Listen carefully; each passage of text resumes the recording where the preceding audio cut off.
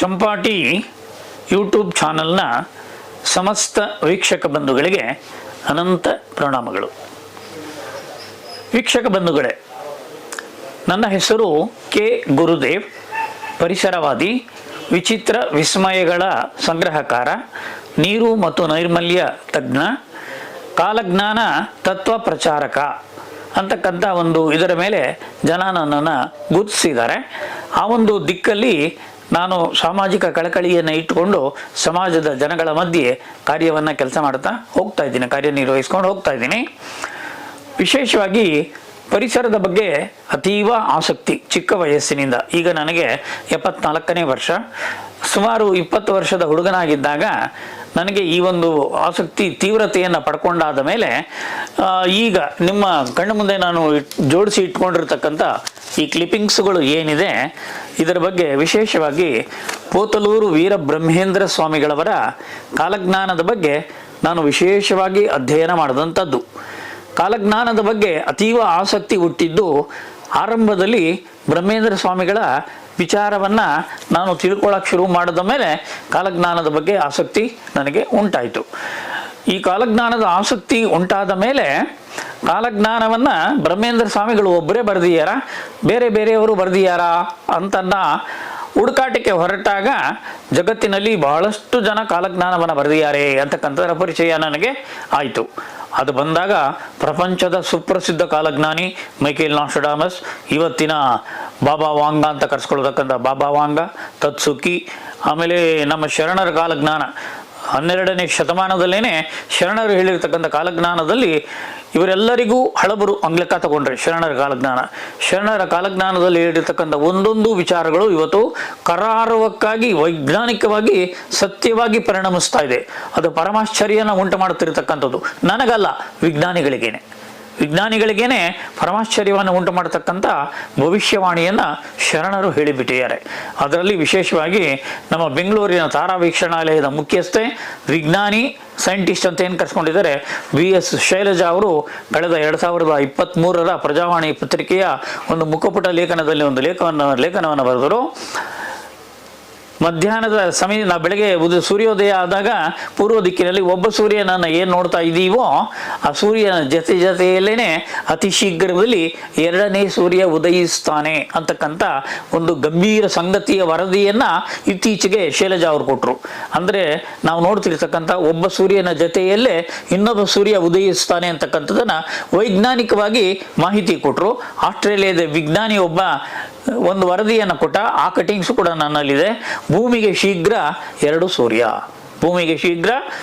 ಸೂರ್ಯ ಅಂದರೆ ಈ ಸೂರ್ಯನ ಜೊತೆಯಲ್ಲೇ ಮತ್ತೊಬ್ಬ ಸೂರ್ಯ ಹುಟ್ಟುತ್ತಾನೆ ಅಂತಕ್ಕಂಥದ್ದರ ಬಗ್ಗೆ ಏನು ವರದಿಯನ್ನು ಈಗ ವಿಜ್ಞಾನಿಗಳು ಕೊಡ್ತಾ ಇದ್ದಾರೋ ಇದನ್ನ 12ನೇ ಶತಮಾನದಲ್ಲೇನೆ ಶರಣರ ಬರೆದರು. ಅವರೇನು ಬರೆದಿದ್ದಾರೆ, ಜೋಡು ಸೂರ್ಯರು ಮೂಡುತ್ತಾರಣ್ಣ, 800 ವರ್ಷಗಳ ಕೆಳಗೆ ಜೋಡು ಸೂರ್ಯರು ಮೂಡುತ್ತಾರಣ್ಣ, ಮೂಡುವ ಕಾಲಕ್ಕೆ ಕೇಡು ಆಗೋ ಕಥನ ಕೇಳಣ್ಣ, ಕಾಡು ಮಾರಿಯು ಕರೆಯ ಬರುವುದು, ಕಾಡು ಗುಲೆ ಮುಸುಗಿ ಕೊಂಬುದು, ರೂಢಿ ಒಳಗೆ ನೋಡಲೆಂದರೆ ಓಡಲಿಕ್ಕೆ ಜಾಗ ಇಲ್ಲಣ್ಣ, ಎಳ್ಳು ಕಾಳಷ್ಟು ಸುಖವೂ ಇಲ್ಲಣ್ಣ, ಉಳ್ಳಗೆ ನೀವು ಮುರುಗಿ ಸಾಯುವ ವ್ಯಾಳೆ ಬಂತಣ್ಣ, ಹಳ್ಳ ಹೊಳೆಗಳು ಬಾವಿ ಬತ್ತಿ ಕೊಳ್ಳಿ ಉರಿಯು ಜಗಕ್ಕೆ ಹತ್ತಿ, ಜೊಳ್ಳು ಮನೆಜರಿಗೆ ನೀರು ಸಿಗದು ಮುಂದಣ್ಣ ಅಂತ ಬರೆದುಬಿಟ್ರು. ಎಂಥ ಭಯಾನಕ ಭವಿಷ್ಯ ಅದು. ಇವತ್ತು ವಿಜ್ಞಾನಿಗಳು ತಲೆ ಚುಚ್ಕೋತಾ ಇದ್ದಾರೆ. 800 ವರ್ಷಗಳ ಹಿಂದೆ ವಿಜ್ಞಾನದ ಆವಿಷ್ಕಾರವೇ ಇಲ್ಲದ ಕಾಲದಲ್ಲಿ ಇವರು ಹೇಗೆ ನುಡಿದ್ರು ಅಂತಕ್ಕಂಥ ಆಶ್ಚರ್ಯ ನಮಗಲ್ಲ, ವಿಜ್ಞಾನಿಗಳಿಗಾಗ್ತಾ ಇದೆ. ಆ ಥರದ ಲೆಕ್ಕಾಚಾರ ತಗೊಂಡ್ರೆ ಇವತ್ತು ಈ ಥರದ ಕ್ಲಿಪ್ಪಿಂಗ್ಸ್ಗಳನ್ನು ಮನೆಯಲ್ಲಿ ನಾನೇನು ಇದನ್ನು ಜೋಡಿಸಿದ್ದೀನಿ, ಇದಿಷ್ಟೇ ನಾನು ಇಟ್ಕೊಂಡ್ರೆ ಇದು 10 kg ತೂಕ ಬರುತ್ತೆ. ಇಂಥದ್ದು 1.5 ಟನ್ ಇದೆ ಮನೆಯಲ್ಲಿ. ನೀವು ಅದನ್ನೆಲ್ಲ ಶೂಟ್ ಮಾಡಿಕೊಂಡು ಕವರ್ ಮಾಡಿ ದಯವಿಟ್ಟು. ಜನಗಳು ನೋಡಲಿ, ಅವ್ರಿಗೆ ಗೊತ್ತಾಗಲಿ. ಯಾಕೆಂದರೆ ಎಲ್ಲರೂ ಇವತ್ತು ಆಧಾರ ಹಿಂಗೆ ಹೇಳ್ತಾರೆ, ಯಾರೂ ನಂಬಲ್ಲ. ಇವತ್ತು ಹಾಲನ್ನು ಕ್ಯಾನ್ಗಳಲ್ಲಿ ಇಟ್ಕೊಂಡು ಪ್ಯಾಕೆಟ್ ಮಾಡಿ ಹಾಲನ್ನ ಮನೆಗೂ ತೊಗೊಂಡೋಗಿ ಮಾರಾಟ ಮಾಡಿ ಬರಬೇಕು. ಹಾಲು ಒಳ್ಳೆಯ ಪದಾರ್ಥ, ಮನುಷ್ಯನಿಗೆ ಬೇಕಾದಂಥದ್ದು, ಒಳ್ಳೆಯದನ್ನ ಕೇಳಿ ಮಾರಾಟ ಮಾಡಬೇಕು. ಯಾವುದು ದೇಹಕ್ಕೆ ಮಾರಕವೋ, ಯಾವುದು ಕೇಡು ಉಂಟು ಮಾಡ್ತದೋ ಅಂತ ಸಾರಾಯಿನ ಹುಡ್ಕೊಂಡು ಕುಡಿತಾರೆ. ಇದು ವ್ಯತ್ಯಾಸ. ಹಾಲನ್ನ ಕೇಳಿ ಕೇಳಿ ಮಾರಾಟ ಮಾಡಬೇಕು, ಸಾರಾಯನ ಇದ್ದಿದ್ದ ಜಾಗದಲ್ಲಿ ಹೋಗಿ ಹುಡ್ಕೊಂಡೋಗಿ ಕುಡಿತಾರೆ. ಇವತ್ತು ನಿಜ ಹೇಳಬೇಕು ಅಂದರೆ ಹರಿಕತೆಗೆ ವ್ಯಾಲ್ಯೂ ಇಲ್ಲ, ಆರ್ಕೆಸ್ಟ್ರಾಗೆ ವ್ಯಾಲ್ಯೂ ಜಾಸ್ತಿ. ಹರಿಕತೆಗೆ ಯಾರು 10 ಜನ, ಆರ್ಕೆಸ್ಟ್ರಾಗೆ 10,000 ಜನ. ಮುಂದಿನ ದಿನಗಳಲ್ಲಿ ಆರ್ಕೆಸ್ಟ್ರಾ ನಾಶ ಆಗುತ್ತದೆ, ಹರಿಕತೆ ಉಳಿತದೆ, ಪ್ರಪಂಚನೂ ಹಂಗೆ ಉಳಿತದೆ. ಇದು ಸತ್ಯ. ಇದು ಕಾಲಜ್ಞಾನಿಗಳು ಆ ಭವಿಷ್ಯವನ್ನು ಕರಾರುವಕ್ಕಾಗಿ ನುಡಿದು ಬಿಟ್ಟಿದ್ದಾರೆ. ಅದರ ಮೇಲೆ ಬರೀ ಕಾಲಜ್ಞಾನಿಗಳು ಹೇಳಿದ ವಚನಗಳನ್ನೇ ಆಧಾರವಾಗಿ ಇಟ್ಕೊಂಡು ನಾನು ಮಾತಾಡ್ತಾ ಇರೋದಲ್ಲ. ಕಾಲಜ್ಞಾನಿಗಳು ಹೇಳಿದ ಹಾಗೆ ವೈಜ್ಞಾನಿಕವಾಗಿ ಈ ಘಟನೆಗಳು ಘಟಿಸ್ತಾ ಇದೆಯಾ, ನಿಜಾನ, ಅವ್ರು ಏನೇನು ಉದಾಹರಣೆಗಳು, ಏನು ನಿದರ್ಶನಗಳು ಕೊಟ್ಟರು ಅಂತ ತಗೊಂಡ್ರೆ ಒಂದು ಗಾದೆಯ ಮಾತಿದೆ, ನಮ್ಮೆಲ್ಲರಿಗೂ ಗೊತ್ತಿದೆ. ಬಾಳವನಿಗೊಂದು ಮಾತು, ಬಾಳೆಗೊಂದೇ ಕೊನೆ. ಬಾಳವನಿಗೆ ಒಂದು ಮಾತು, ಬಾಳೆಗೆ ಒಂದೇ ಕೊನೆ. ಗಾದೆ. ಬಾಳೆಗೆ ಎಷ್ಟು ಇರಬೇಕು ಗೊನೆ? ಒಂದೇ ಇರಬೇಕು. ಆದರೆ ಇಲ್ಲೇ ಪಕ್ಕದ ರಾಜಘಟ್ಟ ಅಂತಕ್ಕಂಥ ಊರಲ್ಲಿ ಒಂದು ಆಶ್ರಮ ಇದೆ, ಓಂಕಾರ ಜ್ಯೋತಿ ಆಶ್ರಮ.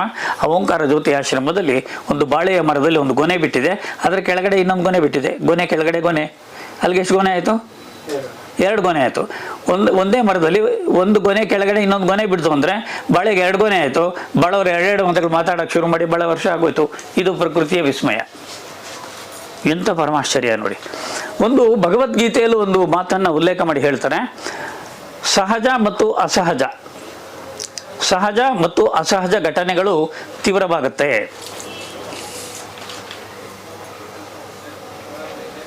ಸಹಜ ಮತ್ತು ಅಸಹಜ ಘಟನೆಗಳು ತೀವ್ರತೆಯನ್ನು ಪಡ್ಕೊಳ್ಳುತ್ತೆ ಅಂತ ಕಾಲಜ್ಞಾನದಲ್ಲೂ ಉಲ್ಲೇಖ ಮಾಡಿದ್ದಾರೆ. ಹಣ್ಣಿನಲ್ಲಿ ಪ್ರತಿ ಹಣ್ಣು ಹುಟ್ಟುತ್ತೆ. ಇವಾಗ ಮಾವಿನ ಮರದಲ್ಲಿ ಏನು ಬಿಡುತ್ತೆ? ಮಾವಿನ ಹಣ್ಣು. ಪರಂಗಿ ಮರದಲ್ಲಿ ಪರಂಗಿ ಹಣ್ಣು. ಖರ್ಜೂರದ ಮರದಲ್ಲಿ ಖರ್ಜೂರದ ಹಣ್ಣು ಬಿಡುತ್ತೆ. ಬಾಳೆ ಮರದಲ್ಲಿ ಬಾಳೆಹಣ್ಣು ಬಿಡುತ್ತೆ. ಹಾಗೇನೆ ಹಲಸಿನ ಮರದಲ್ಲಿ ಹಲಸಿನ ಹಣ್ಣು ಬಿಡಬೇಕು. ಬಿಟ್ಟು ಹಲಸಿನ ಹಣ್ಣು ಕುಯ್ದರೆ ಹಲಸಿನ ಒಳಗಡೆ, ಹಣ್ಣಿನ ಒಳಗಡೆ ಹಲಸಿನ ತೊಳೆ ಇರಬೇಕು. ಆದರೆ ತುಮಕೂರು ಹತ್ರ ಹಾಲನೂರು, ಗೂಳೂರಿನ ಪಕ್ಕದ ಹಾಲನೂರು ಅನ್ನೋ ಊರಲ್ಲಿ ಹಲಸಿನ ಮರದಲ್ಲಿ ಹಲಸಿನ ಹಣ್ಣೆ ಬಿಟ್ಟಿದೆ. ಪ್ರತಿ ವರ್ಷ ಮಾರಾಟ ಮಾಡ್ತಿದ್ದ, ನೆಂಟರಿಷ್ಟಿಗೂ ಕೊಡ್ತಿದ್ದ. ನಾನು ಡ್ಯೂಟಿ ಮಾಡ್ತಿದ್ದ ಸಂದರ್ಭದಲ್ಲಿ ನನಗೂ ಒಂದು ಹಣ್ಣು ಕೊಟ್ಟಿದ್ದ. 2013ರಲ್ಲಿ ಹಣ್ಣು ತೊಗೊಂಬಂದು ನಾನು ತಿಂದಿದ್ದೆ. ಆದರೆ ಇದೇ ಮರದಲ್ಲಿ 2013 ನಾನು ಹೋಗಿ ಬಂದಾದ ನಂತರದ ಬೆಳೆಯಲ್ಲಿ ಈ ಹಣ್ಣಲ್ಲಿ, ಹಲಸಿನ ಹಣ್ಣಲ್ಲಿ ಹಲಸಿನ ತೊಳೆಗೆ ಬದಲಾಗಿ ಬಾಳೆಹಣ್ಣು ಬಿಟ್ಟಿದ್ದಾವೆ. ಹಲಸಿನ ಹಣ್ಣಲ್ಲಿ ಬಾಳೆಹಣ್ಣು ಬಿಟ್ಟಿದ್ದಾವೆ. ಇದು ಪ್ರಕೃತಿಯ ವಿಸ್ಮಯ. ಈ ಥರ ಬದಲಾವಣೆಗಳು ತೀವ್ರತೆಯನ್ನು ಪಡ್ಕೊಳ್ಳುತ್ತೆ ಅಂತ ಕಾಲಜ್ಞಾನದಲ್ಲಿ ಬ್ರಹ್ಮೇಂದ್ರ ಸ್ವಾಮಿಗಳು ಬಹಳ 500 ವರ್ಷಗಳ ಹಿಂದೆಯೇ ಇದನ್ನು ಬಹಳ ಸ್ಪಷ್ಟವಾಗಿ ಬರೆದು ಬಿಟ್ಟಿದ್ದಾರೆ.